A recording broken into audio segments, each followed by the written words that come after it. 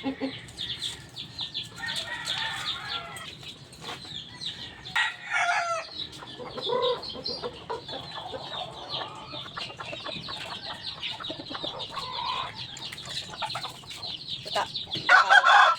Kanan kulara.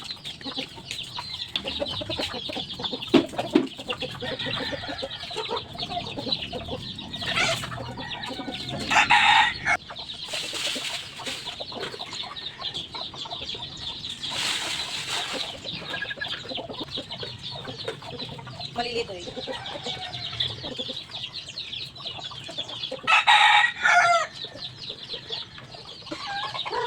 Iba.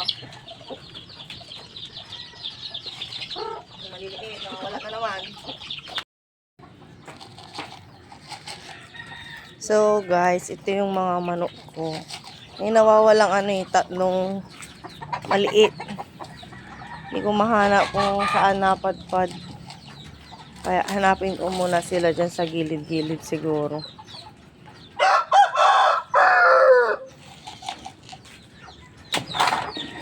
So guys, check natin tong itlog na nandito kasi bumaba yung inahin.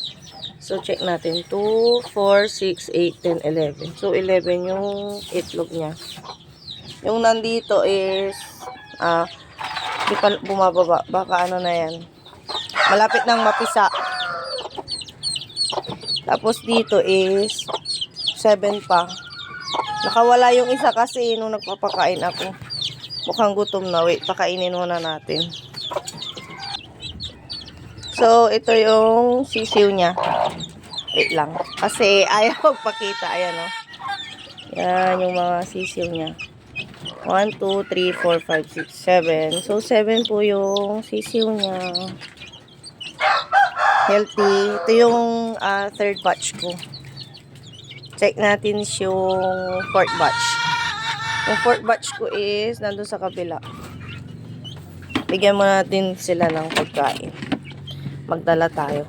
Kasi siguradong gutom na rin yun. Yung nandoon na manok ko.